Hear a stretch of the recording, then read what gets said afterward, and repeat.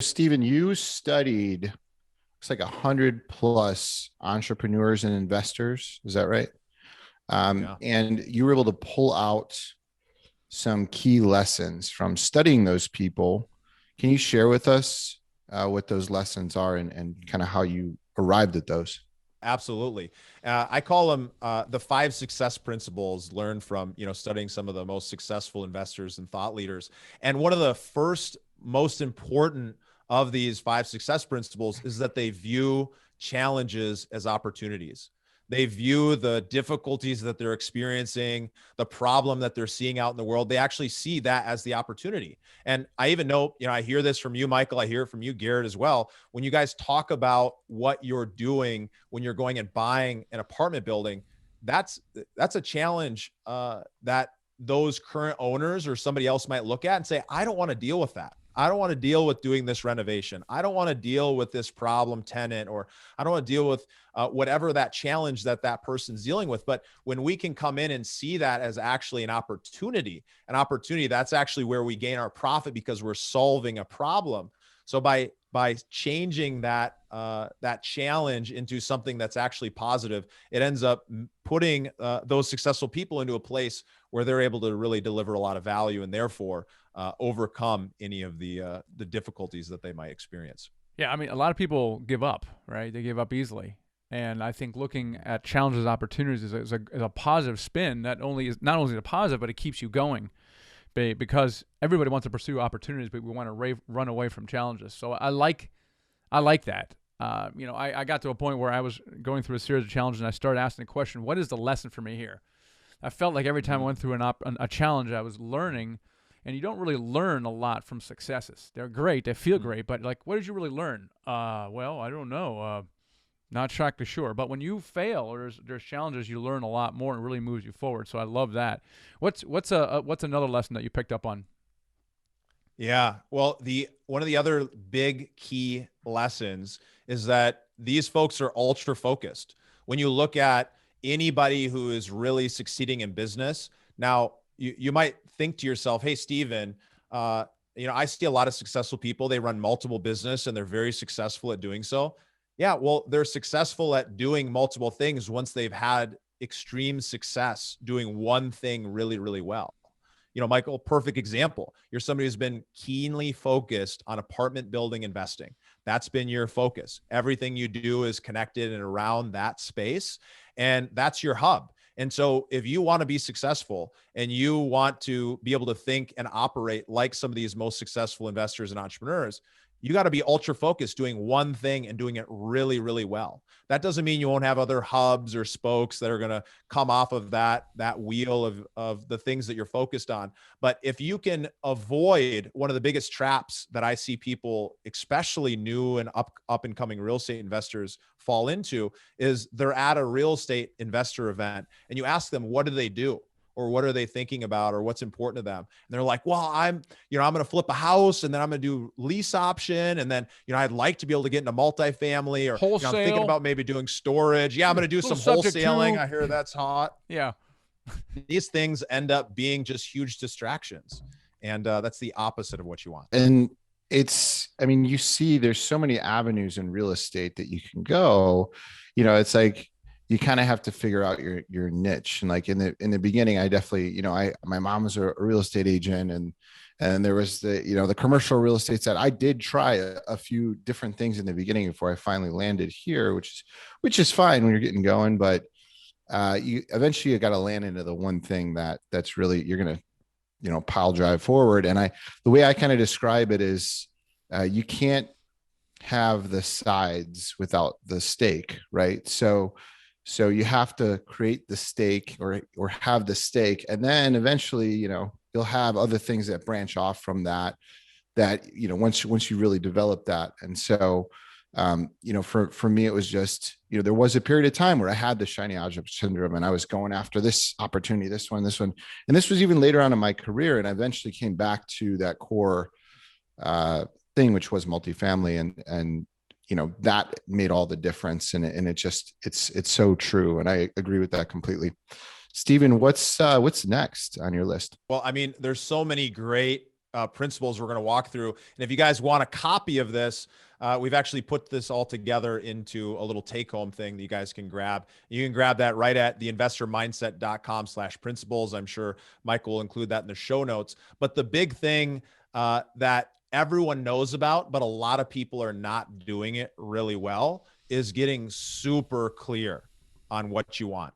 And so the third most important success principle is getting extremely clear on what you want and be able to build a set of goals and a plan for you to actually be able to achieve that, right? So that clarity is so critical. And it's really just asking yourself the question, what do I want? Right. And so when we can get clear on what we want, we can start answering some other important questions like who can help get us there and why do we want it? And that can really end up giving us that clarity for us to be able to move forward at really fast speeds and to be able to attract people into our world that are going to help us succeed, right? Because if you're not clear on what you're doing or what makes this important to you, all of those things will end up really holding you back from being able to succeed. And, a perfect example, if you're a passive investor and you're thinking, hey, I would love to invest in one of Michael's deals, right? I'd love to invest in one of Steven's deals. But you're unclear about what you're actually looking for or why that's important, you're going to have a really difficult time making a decision or making a decision that's the right choice for you. And so everything starts here, right? Of getting clear on what you want. So that way, when that comes right in front of you, you notice it, you see it, and you're actually out there looking for these things. So we've got two more. This one's a simple one. It's a really important one, and you guys have all heard it, but it's one of those that we still end up not doing enough or staying consistently focused in on. And it's knowing your purpose. It's answering that question of why do I want what I want? Why is that important to me?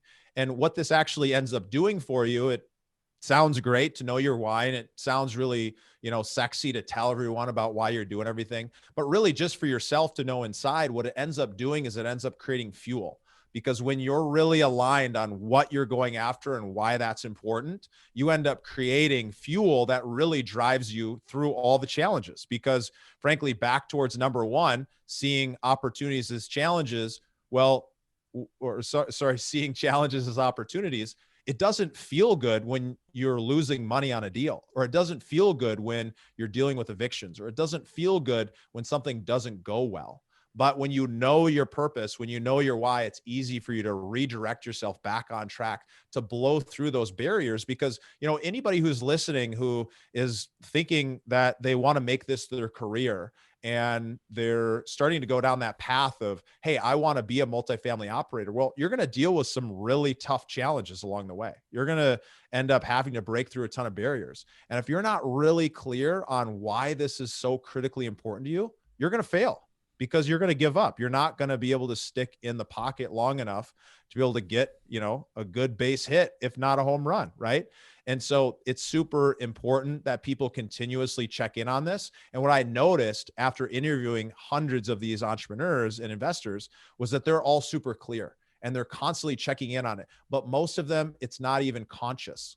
It's subconscious. They're continuously rechecking in on what they want and why they want it. And they're doing it all the time, but it's not something they even realize they're doing. But when you hear them speak and what they talk about, you can really hear below the surface that that's happening. Well, I think just to kind of touch on what you just said there, it's so important because when you know what that purpose is, it makes everything else come together. You build everything around it. And so it's amazing that you guys are getting clear on that. The last thing is the most important thing of all.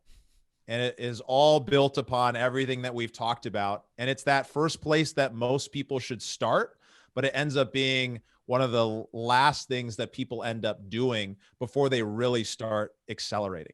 And that's these very successful entrepreneurs and investors, they all work with great mentors and coaches. They're all going out and building relationships with people that are in their community, and they're asking themselves this question: who is already doing what I want to do, and how can I find a way to get in connection or in community with those people? They're joining masterminds. They're a part of local community organizations. They are paying for and hiring great mentors and coaches. And it's important to understand the difference, right?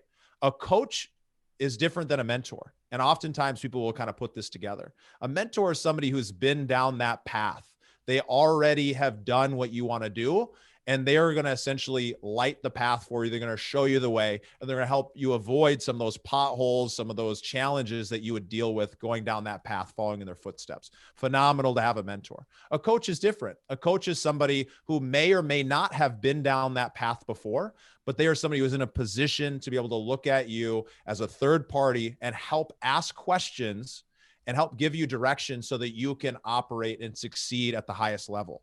They're different. They are clearly for different purposes, right? And so very successful people, they're working with and have great mentors and coaches in their life. And it's because they know that there's somebody else who's already figured it out, and they don't need to go try to figure it out themselves. I also want to answer a question from YouTube. We had 11 Nika ask, hey, is it customary for an investor to ask for a P&L, balance sheet, etc.? And would a sponsor ever give out that information? So the answer is it's not customary for an investor to ask for information, but it's not unusual either. And to answer your second question is, yeah, give it to them. Like, why not? You want to be an open book. You want to communicate openly with your investors, and that builds trust so that they continue investing with you and tell all their friends. So I think it's a great, great idea.